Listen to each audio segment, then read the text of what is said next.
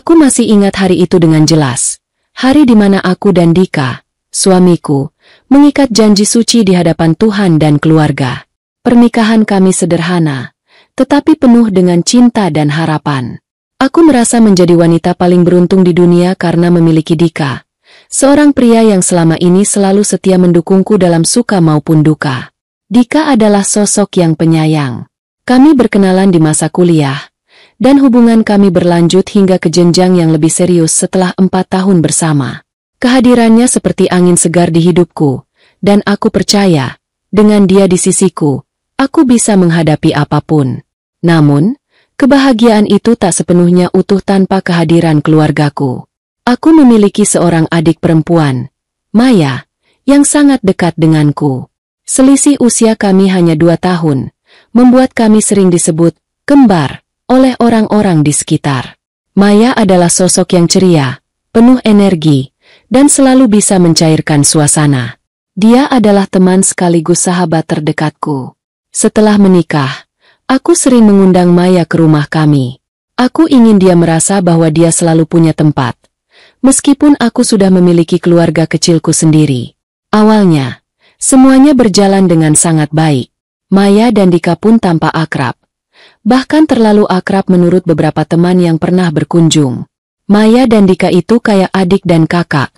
Ya, kata salah satu temanku suatu ketika. Aku hanya tersenyum mendengarnya, tanpa berpikir terlalu jauh. Aku percaya pada Dika, dan aku juga percaya pada Maya. Mereka adalah 2 orang yang paling aku cintai di dunia ini. Namun, keakraban itu mulai terasa berbeda setelah beberapa bulan. Maya semakin sering menghabiskan waktu di rumah kami, bahkan tanpa memberitahu sebelumnya. Dia datang membawa makanan, membantu membersihkan rumah, atau sekadar menemani Dika berbicara sambil aku sibuk di dapur. Awalnya aku merasa senang karena hubungan mereka begitu hangat, tetapi lama-kelamaan, aku mulai merasa ada sesuatu yang aneh. Suatu malam, aku pulang lebih awal dari tempat kerja. Biasanya, aku memberitahu Dika terlebih dahulu jika aku akan pulang lebih cepat, tetapi malam itu aku ingin membuat kejutan kecil. Namun, ketika aku masuk ke rumah, aku mendengar suara tawa Dika dan Maya dari ruang tamu. Tawa itu terdengar begitu lepas, begitu intim. Aku merasa jantungku berdegup lebih cepat, tetapi aku mencoba untuk tetap tenang. Ketika aku mendekat, aku melihat mereka berdua duduk di sofa, saling berhadapan. Maya memegang sebuah album foto, dan Dika terlihat tersenyum sambil menunjuk sesuatu di dalamnya. Aku berusaha mengabaikan rasa cemas yang tiba-tiba muncul di dadaku. Kakak sudah pulang. Maya menyadari kehadiranku dan segera menutup album itu. Dika pun tersenyum ke arahku, tetapi aku merasa ada sesuatu yang berubah di tatapannya. Iya, aku pulang lebih awal. Apa yang kalian lihat? Tanyaku mencoba terdengar biasa saja. Oh, ini album foto lama. Dika tadi cerita tentang masa kecilnya. Jawab Maya cepat, sambil berdiri dan merapikan bajunya. Aku harus pulang, sudah malam. Malam itu, aku tak bisa tidur. Pikiranku terus dipenuhi dengan bayangan Maya dan Dika. Aku mencoba meyakinkan diriku bahwa itu hanya kekhawatiran yang berlebihan. Namun, firasatku mengatakan ada sesuatu yang tidak benar. Beberapa minggu kemudian, aku mulai memperhatikan hal-hal kecil yang semakin membuatku ragu. Dika lebih sering terlihat memegang ponselnya dan tertawa kecil sendirian. Ketika aku bertanya, dia hanya berkata sedang berbicara dengan rekan kerja. Maya juga mulai lebih jarang mengunjungiku, meskipun dia tetap mengirim pesan sesekali. Kamu kenapa akhir-akhir ini jarang ke rumah? Tanyaku suatu hari melalui pesan singkat. Lagi sibuk, Kak. Jawabnya singkat. Namun, sikapnya di media sosial berkata lain. Aku melihat unggahannya yang menunjukkan dia sedang berada di kafe atau mall. Seringkali di waktu-waktu di mana aku tahu Dika sedang lembur di luar rumah. Aku mencoba mengabaikan semua ini, mencoba percaya bahwa ini hanya prasangka burukku. Tetapi, rasa cemas itu semakin kuat. Seperti sebuah beban yang terus-menerus menekan dadaku. Suatu hari, aku memutuskan untuk berbicara dengan Dika. Aku merasa kamu akhir-akhir ini berbeda, kataku pelan sambil menatapnya. Kamu lebih sering di luar, lebih sibuk dengan ponselmu. Ada apa?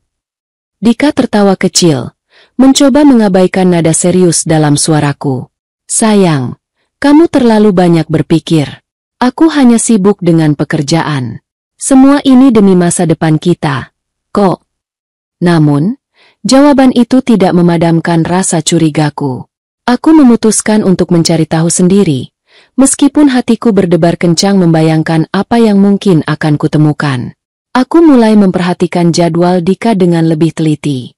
Aku juga mulai mengamati aktivitas Maya di media sosial dengan lebih seksama.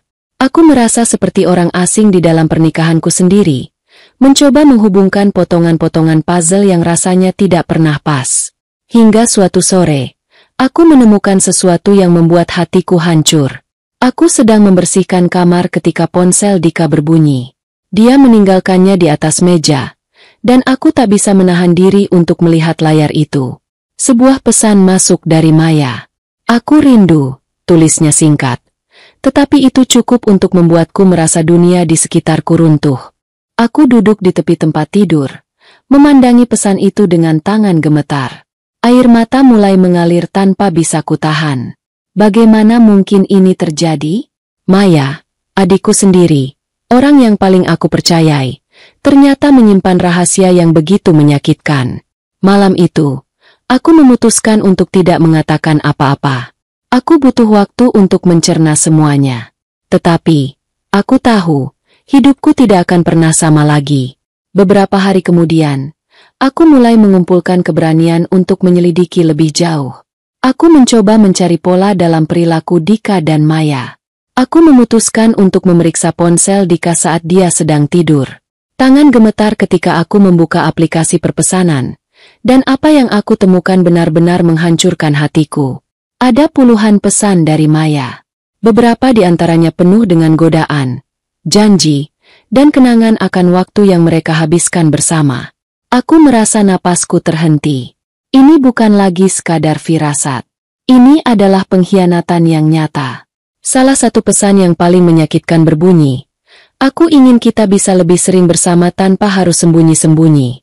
Aku lelah harus selalu menghindar dari kakakku." Pesan itu diikuti dengan tanggapan Dika. "Sabar, Maya. Aku juga ingin itu. Tapi kita harus hati-hati." Aku menutup ponsel itu dengan air mata yang terus mengalir. Aku merasa dunia di sekitarku benar-benar runtuh. Di mana aku harus mencari keadilan ketika dua orang yang paling aku percaya justru menusukku dari belakang? Malam itu, aku tak bisa tidur. Aku hanya bisa menangis di kamar mandi, mencoba menahan suara isakanku agar Dika tidak terbangun. Pikiranku berkecamuk, mencari cara untuk menghadapi situasi ini. Haruskah aku berbicara langsung dengan Dika? Haruskah aku mengonfrontasi Maya? Ataukah aku hanya diam dan menerima semua ini? Satu hal yang pasti, aku tahu bahwa kehidupan yang aku bayangkan bersama Dika tak akan pernah sama lagi. Pernikahan yang aku bangun dengan penuh cinta kini hancur berkeping-keping. Dan aku tidak tahu bagaimana cara untuk menyatukannya kembali. Hari itu, aku merasa tak sanggup menjalani rutinitas seperti biasa. Rasanya seperti ada batu besar yang terus menekan dadaku. Aku ingin mengakhiri kebohongan ini, tetapi aku tahu harus melakukannya dengan cara yang hati-hati. Setelah malam panjang yang penuh tangis, aku memutuskan untuk berbicara dengan Maya lebih dulu. Dia adalah adikku, dan aku ingin mendengar penjelasannya langsung darinya. Aku mengirim pesan padanya, memintanya bertemu di sebuah kafe yang tak jauh dari rumah kami. Maya membalas dengan cepat, mengatakan bahwa dia akan datang. Ketika aku melihatnya berjalan ke arah mejaku di kafe itu, hatiku terasa seperti diremas. Dia masih terlihat seperti adikku yang dulu, penuh keceriaan, tetapi kali ini ada sesuatu yang berbeda di matanya. Seperti rasa bersalah yang disembunyikan di balik senyuman tipisnya. "Ada apa, Kak? Kok tiba-tiba ngajak ketemuan?" tanyanya sambil duduk di hadapanku. Aku mengambil napas dalam-dalam sebelum menjawab. "Aku mau kita bicara jujur. Maya, aku tahu ada sesuatu yang terjadi antara kamu dan Dika." Wajahnya seketika pucat. Dia mencoba menghindari tatapanku, tetapi aku bisa melihat jemarinya yang gemetar. Maksud kakak apa? Aku nggak ngerti, katanya. Suaranya bergetar. Maya, aku tahu. Aku melihat pesan-pesanmu di ponsel Dika. Kataku tegas. Aku ingin tahu kenapa. Kenapa kamu melakukan ini padaku? Kamu adikku. Aku selalu mempercayaimu. Air mata mulai mengalir di pipinya. Dia mencoba berbicara, tetapi suaranya tersendat. Kak, aku nggak tahu harus mulai dari mana. Aku nggak pernah berniat menyakitimu. Tapi kamu tetap melakukannya. Potongku dengan suara tajam. Aku butuh kamu jujur. Maya, sejak kapan ini dimulai? Maya menunduk, menghapus air matanya dengan tangan. Beberapa bulan setelah kakak menikah. Aku nggak tahu kenapa, tapi aku mulai merasa ada sesuatu dengan Dika. Dia perhatian. Kak, dia membuat aku merasa dihargai. Sesuatu yang selama ini nggak pernah aku rasakan dari siapapun. Tapi dia suami aku. Maya. Sergahku dengan nada tinggi. Orang-orang di sekitar kami mulai memperhatikan. Tetapi aku tak peduli. Kamu tahu itu, kan? Kamu tahu seharusnya batas itu nggak boleh dilanggar. Aku tahu, Kak. Aku tahu aku salah. Aku sudah mencoba menjauh. Tapi dia berhenti. Tangisnya pecah. Dika bilang dia juga punya perasaan ke aku. Aku lemah. Kak, aku nggak bisa menolak. Hatiku seperti ditusuk mendengar pengakuannya. Aku memandangnya dengan campuran rasa marah dan sedih. Maya, aku mencintai kamu seperti adikku sendiri. Aku ingin kamu bahagia. Tapi bukan seperti ini. Apa kamu tahu betapa hancurnya aku sekarang? Dia hanya bisa menangis tanpa henti. Sementara aku mencoba mengumpulkan kekuatan untuk tetap tenang. Setelah beberapa saat, aku berdiri. Aku nggak tahu harus bilang apa lagi. Kataku dengan suara serak. Tapi aku akan berbicara dengan Dika. Kamu jangan datang ke rumahku dulu. Maya mengangguk pelan. Dan aku meninggalkan kafe itu dengan hati yang berat. Sepanjang perjalanan pulang, pikiranku dipenuhi dengan berbagai skenario. Apa yang harus aku lakukan selanjutnya? Apakah aku akan bisa memaafkan mereka? Apakah pernikahanku masih bisa diselamatkan? Malam itu, aku memutuskan untuk berbicara dengan Dika. Aku menunggunya pulang dari kantor dengan hati yang penuh amarah sekaligus rasa takut. Ketika dia masuk ke rumah, aku langsung berdiri di hadapannya. Kita perlu bicara, kataku tanpa basa-basi. Dika tampak bingung. Ada apa? Sayang, kamu kelihatan tegang banget. Aku menunjukkan ponselnya yang masih aku pegang. Aku tahu semuanya. Dika, aku tahu tentang kamu dan Maya. Wajahnya seketika berubah. Dia terlihat terkejut, tetapi kemudian mencoba menenangkan diri. Sayang, aku bisa jelasin. Ini enggak seperti yang kamu pikirkan. Enggak seperti yang aku pikirkan. Aku hampir tertawa saking marahnya. Aku melihat pesan-pesan kalian. Dika, aku dengar sendiri pengakuan Maya. Jadi, apa lagi yang mau kamu jelaskan? Dika terdiam, seperti sedang mencari kata-kata yang tepat. Setelah beberapa saat, dia menghela napas panjang. Oke, aku nggak akan bohong, katanya akhirnya. Aku memang dekat dengan Maya. Tapi aku nggak pernah bermaksud menyakitimu. Sayang, Aku cuma kehilangan arah. Kehilangan arah? Aku mengulang kata-katanya dengan nada sarkastik. Apa itu alasanmu untuk mengkhianatiku? Dengan adikku sendiri? Aku tahu aku salah, katanya dengan suara rendah. Aku merasa tekanan dari pekerjaan, dari pernikahan kita. Dan Maya, dia ada di sana. Dia mendengarkan aku. Jadi ini salahku sekarang? Tanyaku tajam. Karena aku nggak cukup baik untukmu. Bukan begitu, sayang. Aku nggak tahu apa yang aku pikirkan. Aku menyesal, katanya sambil menundukkan kepala. Aku benar-benar menyesal. Aku menatapnya lama, mencoba mencari secercah kejujuran di matanya. Tetapi yang aku rasakan hanyalah rasa sakit yang begitu mendalam. Aku menggelengkan kepala. Air mata mulai mengalir lagi. Aku butuh waktu, Dika, kataku akhirnya. Aku nggak tahu apakah aku bisa memaafkanmu, tapi aku butuh waktu untuk berpikir. Dia mengangguk pelan. Aku mengerti. Aku akan memberi kamu waktu. Tapi aku ingin kamu tahu, aku mencintaimu. Aku benar-benar mencintaimu. Aku tidak menjawab. Kata-kata itu terasa hampa di telingaku. Malam itu, aku tidur di kamar tamu, mencoba mengumpulkan kekuatan untuk menghadapi hari-hari berikutnya. Hari-hari setelah pengakuan itu terasa seperti mimpi buruk yang tak berujung. Aku mencoba menjalani rutinitasku seperti biasa, tetapi bayangan Dika dan Maya terus menghantui pikiranku. Aku merasa seperti orang asing di dalam rumahku sendiri. Maya mencoba menghubungiku beberapa kali, tetapi aku tidak menjawab. Aku belum siap untuk berbicara dengannya lagi. Dika juga berusaha menunjukkan penyesalannya dengan berbagai cara, tetapi aku merasa sulit untuk mempercayainya. Akhirnya, aku memutuskan untuk pergi sementara dari rumah. Aku butuh waktu untuk menjernihkan pikiran. Aku mengemas beberapa pakaian dan pergi ke rumah sahabatku, Rina, yang selalu ada untukku di saat-saat sulit. Kamu nggak sendirian, Lia, kata Rina sambil memelukku erat.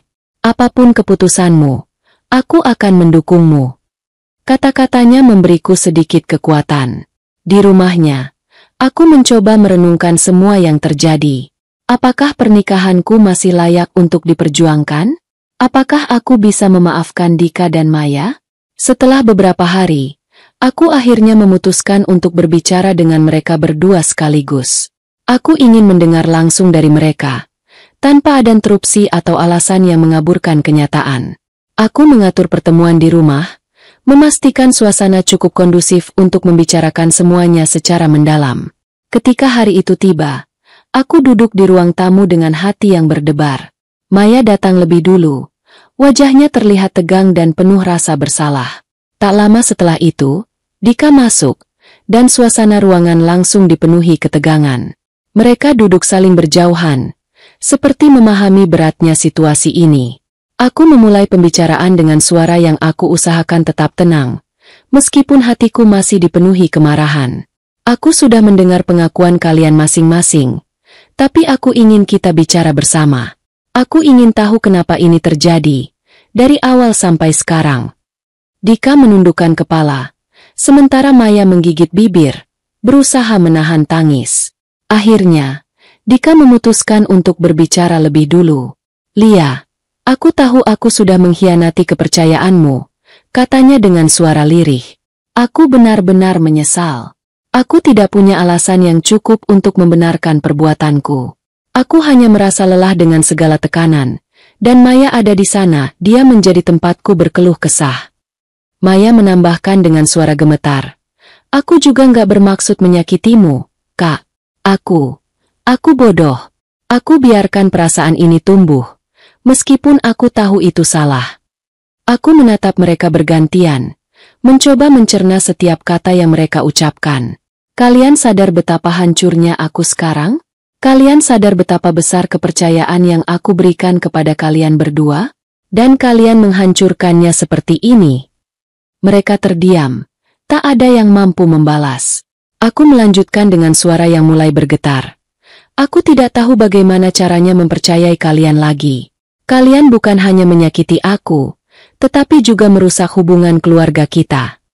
Maya mulai menangis, dan Dika hanya bisa menunduk, seolah malu dengan dirinya sendiri. Aku merasa air mata mulai menggenangi mataku, tetapi aku menahan diri untuk tidak menangis di depan mereka. Aku butuh waktu, kataku akhirnya. Aku butuh waktu untuk memutuskan apa yang harus aku lakukan dengan pernikahan ini, dengan hubungan kita sebagai saudara. Tapi satu hal yang pasti, aku tidak akan melupakan ini begitu saja. Aku berdiri, memberi isyarat bahwa pertemuan ini telah selesai. Aku harap kalian juga merenungkan perbuatan kalian. Karena ini bukan hanya tentang aku, tapi juga tentang keluarga kita. Maya dan Dika pergi dengan wajah yang penuh rasa bersalah. Aku duduk sendirian di ruang tamu, merasa lelah secara fisik dan emosional. Tapi setidaknya, aku telah mengambil langkah pertama untuk menghadapi kenyataan ini. Aku tahu perjalanan ini masih panjang, tetapi aku bertekad untuk menemukan kekuatan di tengah rasa sakit yang melingkupiku. Setelah berbulan-bulan dihantui oleh kebingungan dan rasa sakit yang tak kunjung reda, akhirnya aku tahu bahwa keputusan ini harus diambil. Hari demi hari, aku mulai merasa diriku tenggelam dalam perasaan yang tidak bisa lagi dipendam. Ada perasaan kosong yang mengisi setiap ruang hatiku, dan aku tahu, aku tidak bisa lagi bertahan dalam hubungan yang sudah tidak sehat ini. Pernikahanku dengan Dika dulunya adalah mimpi yang indah. Kita bertemu saat masih muda, dan setiap momen bersama terasa seperti anugerah. Kita membangun kehidupan bersama, merencanakan masa depan, dan menganggap bahwa cinta kami akan menjadi abadi. Tetapi semuanya berubah ketika aku mengetahui bahwa dia telah berselingkuh dengan Maya, adikku sendiri, seseorang yang selalu aku anggap sebagai sahabat terbaikku. Keduanya, orang yang aku percayai sepenuhnya, mengkhianatiku dengan cara yang sangat dalam dan menyakitkan. Setiap kali aku mencoba berbicara dengannya, dia hanya mengungkapkan penyesalan yang tidak pernah cukup untuk menyembuhkan lukaku. Aku merasa terperangkap, seolah-olah aku sedang berjuang dengan perasaan yang bertentangan, antara cinta yang masih ada dan kenyataan yang menyakitkan. Tetapi seiring berjalannya waktu, aku mulai menyadari bahwa tidak ada lagi yang bisa mengembalikan apa yang telah hilang. Kepercayaan itu hancur. Dan begitu juga dengan rasa hormatku terhadap mereka berdua. Hari itu, Dika pulang lebih awal dari kantor. Aku tahu dia merasa ada yang berbeda. Mungkin dia sudah tahu bahwa sesuatu akan terjadi. Rumah yang dulu terasa hangat dengan tawa kita, kini terasa dingin dan penuh dengan ketegangan. Aku mempersiapkan diriku untuk percakapan yang sangat berat. Namun itu adalah percakapan yang harus terjadi. Dia duduk di sampingku di ruang tamu, dan aku bisa merasakan ketegangan di udara. Wajahnya terlihat lelah, dan matanya tampak seperti orang yang ingin menghindari kenyataan. Aku memutuskan untuk berbicara terlebih dahulu. Aku sudah memikirkan semuanya, Dika. Kataku dengan suara yang lebih tenang daripada yang aku rasakan. Aku tahu ini tidak akan mudah, dan aku tahu ini akan melukai kita berdua, tapi aku tidak bisa melanjutkan seperti ini. Dika menoleh padaku dengan tatapan bingung. Lia, apa maksudmu? Apa yang sedang kamu bicarakan? Aku menarik napas panjang, mencoba untuk tetap tenang meskipun hatiku seperti pecah. Aku tahu aku tidak bisa terus hidup dengan rasa sakit ini. Dengan kebohongan dan pengkhianatan yang kamu lakukan, dan yang lebih menyakitkan adalah fakta bahwa itu melibatkan Maya, adikku. Itu sudah terlalu banyak untukku. Dika. Aku tidak bisa lagi mempercayaimu, dan aku tidak bisa terus hidup dalam perasaan ini. Dika terdiam sejenak, wajahnya memucat, seolah-olah dia baru saja tersadar betapa buruknya situasi ini. Aku tahu aku telah salah, Lia, ujarnya, suara penuh penyesalan. Aku tahu aku telah mengkhianatimu, dan aku ingin mengubah semuanya. Aku sangat menyesal, lebih dari yang bisa aku ungkapkan. Tapi aku masih mencintaimu. Aku ingin kita kembali seperti dulu. Aku menatapnya dengan tatapan yang dalam. Aku juga mencintaimu, Dika, jawabku perlahan. Suara hati yang seakan-akan terhimpit oleh rasa sakit. Tapi cinta tidak bisa menghapus apa yang telah kamu lakukan. Kita sudah berusaha, tapi sepertinya kita hanya berputar dalam lingkaran yang tak ada ujungnya. Aku tidak bisa terus hidup dengan perasaan seperti ini. Dia menggelengkan kepala, mungkin tidak sepenuhnya bisa menerima kenyataan itu. Lia, tolong, aku janji akan berubah. Aku tidak ingin kehilanganmu. Terlalu banyak yang telah hilang, Dika, kataku dengan tegas, meskipun air mata sudah hampir menetes di pipiku. Aku sudah mencoba memberi kesempatan, mencoba memaafkan, tapi aku tahu sekarang bahwa aku tidak bisa lagi bertahan. Aku merasa seolah-olah aku sedang membiarkan diriku terus terluka hanya untuk mempertahankan sesuatu yang sudah rusak. Dika terdiam. Untuk beberapa saat, suasana menjadi hening. Hanya ada suara napas kami berdua yang terengah-engah. Aku tahu, saat itu, aku sudah membuat keputusan yang tak bisa diubah. Dia bisa menyesal, dia bisa meminta maaf seberapapun banyaknya, tetapi aku tidak bisa kembali. Luka itu terlalu dalam. Jadi, kamu benar-benar ingin berpisah? Tanyanya dengan suara yang hampir tak terdengar. Wajahnya dipenuhi kebingungan dan kesedihan. Aku tidak ingin ini, Dika. Aku tidak ingin berpisah. Tetapi aku tahu ini adalah yang terbaik. Aku butuh ruang untuk sembuh. Dan aku tidak bisa melanjutkan hidup seperti ini. Aku harus memilih diriku sendiri. Dika menunduk, kemudian mengangkat kepalanya. Wajahnya penuh dengan air mata. Tetapi aku tahu bahwa keputusan ini juga akan memberi kedamaian bagi kami berdua dalam jangka panjang. Kami berdua tahu bahwa hubungan yang sudah retak ini tidak bisa diperbaiki hanya dengan kata-kata atau penyesalan. Kami berbicara lebih lanjut tentang bagaimana kami akan mengatur segala sesuatunya. Rumah, barang-barang, dan bahkan teman-teman yang kami miliki bersama. Meskipun ada perasaan berat yang mengendap, kami sepakat untuk menyelesaikan semuanya dengan cara yang baik. Setelah percakapan yang panjang dan emosional itu, aku memutuskan untuk kembali ke rumah orang tuaku. Aku merasa ini adalah langkah pertama untuk memulai hidup baru. Aku ingin mencari diriku kembali, tanpa perasaan sakit hati yang terus menghantui. Maya mencoba menghubungiku, tetapi aku tahu bahwa hubungan kami juga sudah rusak. Aku mengirimkan pesan kepadanya, memberitahunya bahwa aku tidak bisa lagi menerima kehadirannya dalam hidupku. Aku butuh waktu untuk pulih, untuk menemukan kedamaian dalam diriku sendiri. Hari-hari setelah itu penuh dengan perasaan yang bercampur aduk. Ada rasa kehilangan, ada amarah, ada juga penyesalan. Tetapi, yang lebih kuat dari semuanya adalah rasa lega. Aku akhirnya bisa melepaskan diriku dari perasaan yang menahan dan menghancurkan ini.